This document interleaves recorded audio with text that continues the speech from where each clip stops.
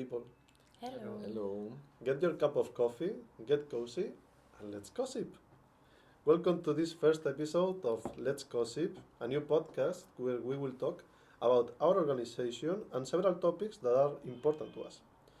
First of all, I would like to introduce briefly our association, COSI. COSI stands for Civic Orientation and Social Integration. It was founded by Andrei Sasu and it operates mainly in Bucharest, Romania.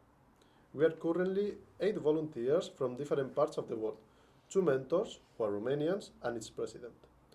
In this podcast, we will talk about our daily activities, our campaigns and projects, and other several topics that you might find interesting. Also, we plan to invite guests from different local organizations to interview them and know more about what they do. Today, as a special episode, we are going to host 3 of the team members. We are very pleased to welcome our first guest of Let's Gossip, the president of our association and our boss, Andrei Sasu. Hello. Hello, Andrei. How are you? I'm very excited to be the first guest of the podcast. Thank you so much for inviting me here. Yes, let's share the word with our listeners. It was very difficult to find you because the office is very small. It's very. We are working far away from each other. Yes. So, okay. Our purpose here today is to know more about COSI. So, tell us, what is the main purpose of COSI? Well, like the name says, we are focusing on 2 main directions. One is the civic education and active citizenship to promote this attitude among young people. And the second, we would like and we propose to do some social activities and especially humanitarian aid. We are doing this through local raise awareness campaigns and through international projects such as Erasmus Plus and European Solidarity. Very well. So we would like to know what made you start doing this, what made you motivate you to found COSI, and how did you do it? Okay. So I was a volunteer in the same program in European Solidarity Corps, I think 11 years ago in Georgia, where I spent around 1 year. After my return, I was a bit lost, but I gained in Georgia some set of knowledge that I thought I can use and put in practice here in the local environment with the young people. And that was the reason that I started the organization. Yes. Then you had more experience, you volunteer some other places?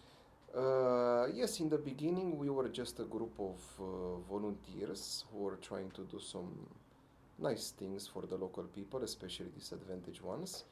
And later on, I participated in Erasmus for Young Entrepreneurs. And in this program, my experience of 6 months living in Portugal, actually helped to become more structured, more organized, and especially more, let's say, financially proper organization. Yes. Well, as a personal appreciation, I would say that we can see your experience when we work with you. It's 10 years of COSI, and we can see that we are very, very thankful of being here. And, well, something else we want to know is what do you think of this generation of volunteers, of us? I have to say that you are the 8th generation of COSI. We are only doing long-term projects, so 6 months or 1 year. You have been the best generation so far. It's incredible and it's an honor to work with you every day, especially for being such creative, hardworking individuals and always being on time in the morning. Thank you. I'm sure that you will say the same if we were not recording this. I only hope that previous generations don't listen to this. Guys, I also love you. I did not forget you. Thank you very much, Andre, for this intervention. And I'm sure in the future we will have you in the podcast. But for today, it's very good to hear about COSI and about you. So thank you very much. With applause for him. Thank you for having me. And as a joke, let's record again so that the others don't hear what I said. Thank you, Sergio. We are continuing this podcast. We are going to go on with the interviews, and now we are going to have the two other team members today who are going to be the volunteers. So first of all, we are going to have Manon here. Hello. Thank you for having me. This is my first podcast, so I'm really happy. Me too. Yeah. It's my first. So we are all here improvising a bit, let's say. Kind of. Yeah. As a volunteer, we want to know your experience here volunteering at COSI. But first of all, we would like to know a bit about you. So tell us. So my name is Manon. I'm from France. I'm 23 years old. And what to tell about me? Like I've studied speech therapy in Brussels, and after that I have a dog, Ralph, which is really nice. And that's pretty much. We would like to know what made you decide to come here to volunteer, or first of all, what made you decide to volunteer in general? I feel like I've been studying for like my whole life because I never stopped. I had never took like a gap year, and after my studies in Brussels, I needed to have like a year off, and I wanted to engage myself in a meaningful project that I wanted. Because studies are really like taking my time and whatever, so I didn't have really like time to like engage myself. So I think this was like a good time for me to volunteer and to finally do some things that are like true to my heart. You're finding some purpose. Yeah, really. I wanted like to do other things, not just to study. I like what I studied, but I was lacking some more social like things. Yeah. Okay, why here? How did you find this opportunity, and why did you decide to come here to Bucharest? So first of all, Bucharest or Romania was not like my first choice of like destination. I didn't really know where I wanted to go. I was more like looking for like the project itself. So I was more looking into like meaningful project with like what we do in COSI, like social issues, like we dig into this, and I wanted to, I've seen this project and I was like, this is what I want, and like the destination didn't really like import at that time. Maybe I just wanted like a big city, not just like how do you say campagne?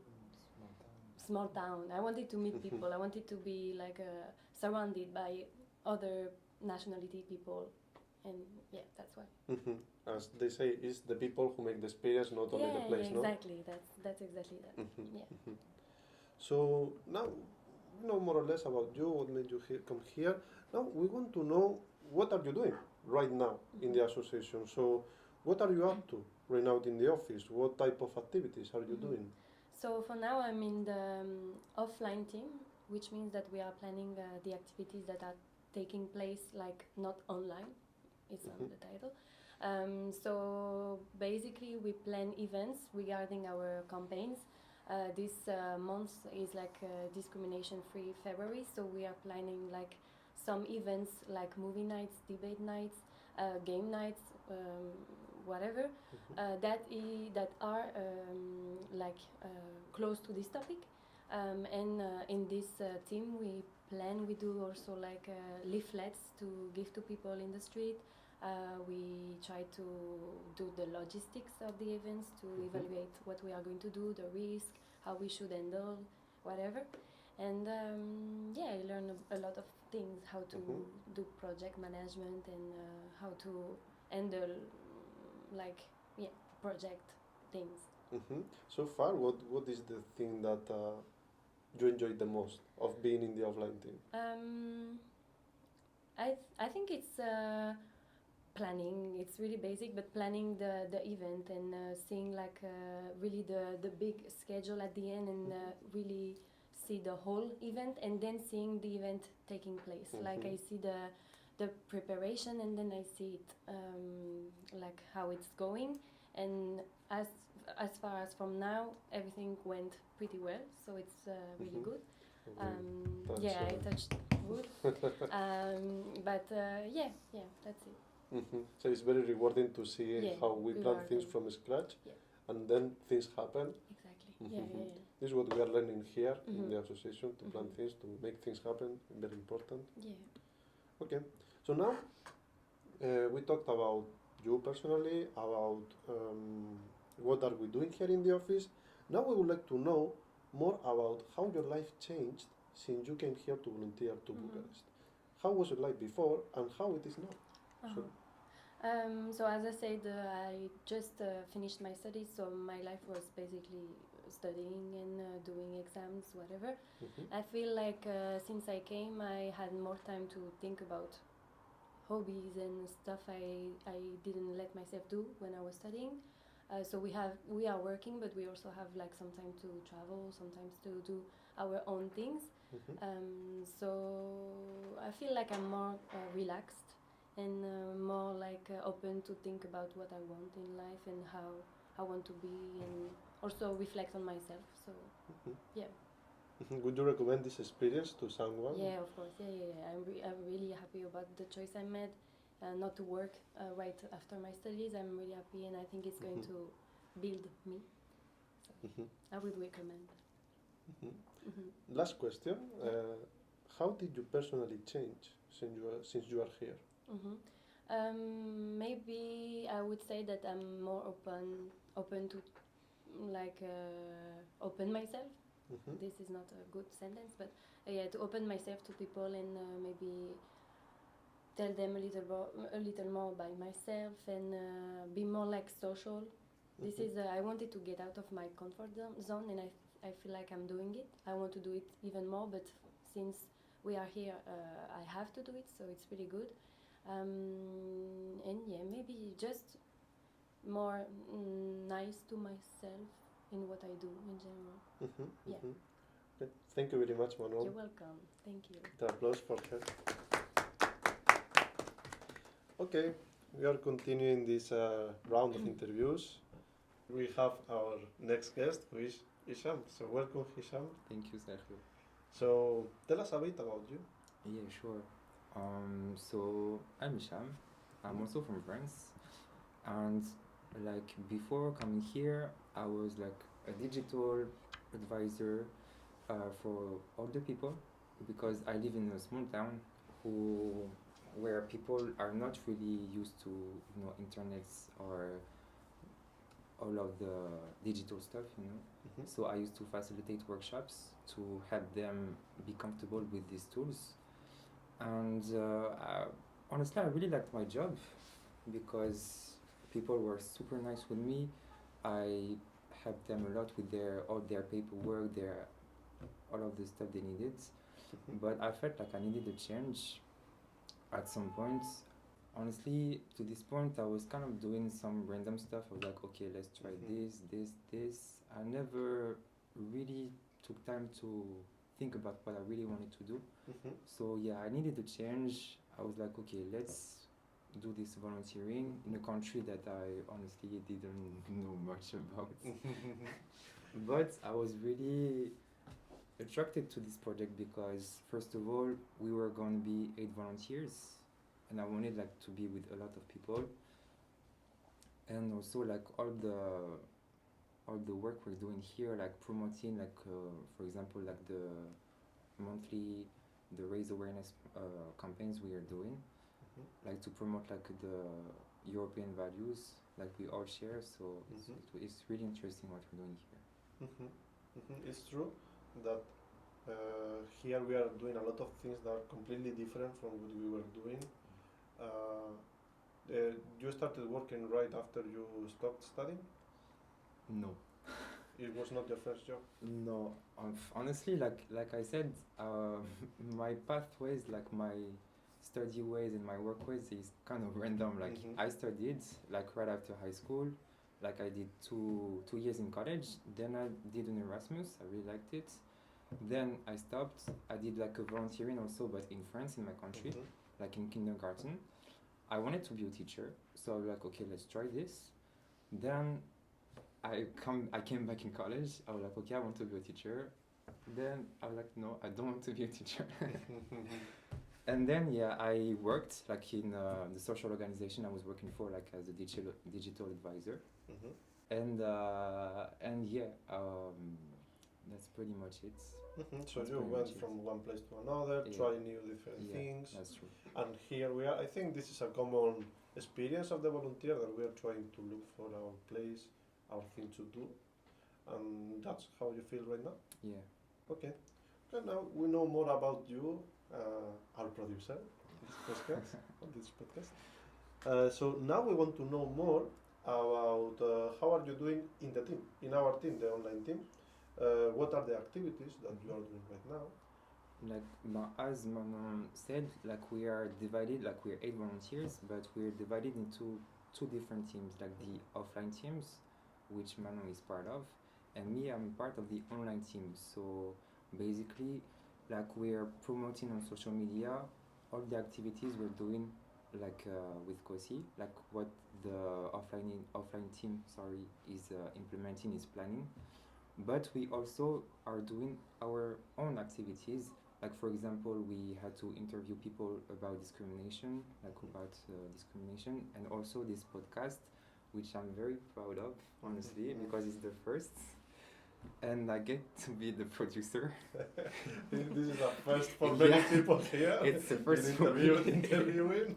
I'm being producer. And it's my first interview also, so I'm sorry, I'm a little stressed.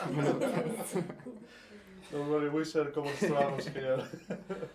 But yeah, no, honestly, to be honest, I didn't like being the part of offline team because I worked in a digital fields. I didn't like it that much.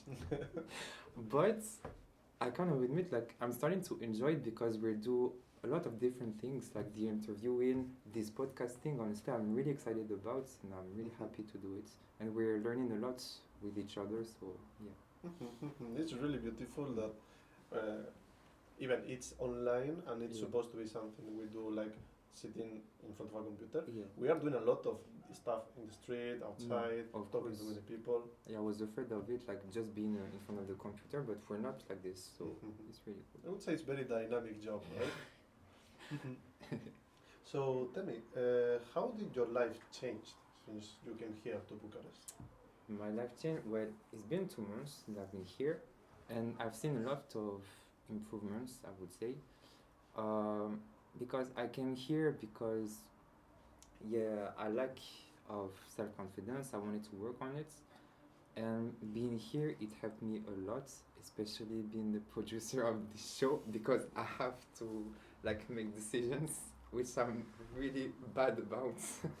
To be honest, so it's really challenging. I'm really happy about it, and also like in a personal point of view, I wanted to be more open, to be more comfortable talking about myself, in order to have like real connections with people, because I used to think that I'm having a hard time talking about myself. Like honestly, this interview is kind of difficult for me because I have to talk about my background and stuff. So I'm really happy to do it because it's challenging for myself, and I really see the improvements. So, as a last question, we want to know also, how did you personally change? Although you have mentioned it a little bit, but what is the change that you see in yourself since you are here? But as I mentioned, I feel like I'm more comfortable with people. I would not say that I'm not comfortable with people, but I'm more keen to have interactions with them, to talk more about myself. I try also new stuff here, like that I'm not used to. Like I started the gym. I'm not a gym person, to be honest, so I try to improve also physically. Never late to start. Like it's been 2 months. Like I'm really proud of it, honestly. Yeah, I changed like my everyday life basically. Like I try to just do new stuff, to try also to work on myself. Like I started also therapy sessions. Like I'm going to start this week. So no, a lot of improvements. I'm really happy about it. We are very happy also to hear that, and I'm sure that all of us, we are improving a lot ourselves. We are learning a lot here, and it's going to be a great experience so far. So thank you, Isham, for staying here with us. Thank you, Sergio. Round of applause for him and for everyone. Well, this was the end of this episode, of this round of interviews. This is all for today. My name was Sergio. I didn't present myself, I realized just now. And I'm very happy to have been the presenter for today, the moderator. Stay tuned for our next episodes, where we will talk about one of our current activities, which is Women Advocacy Week, and also women's rights. Thank you for listening to us, and have a good week.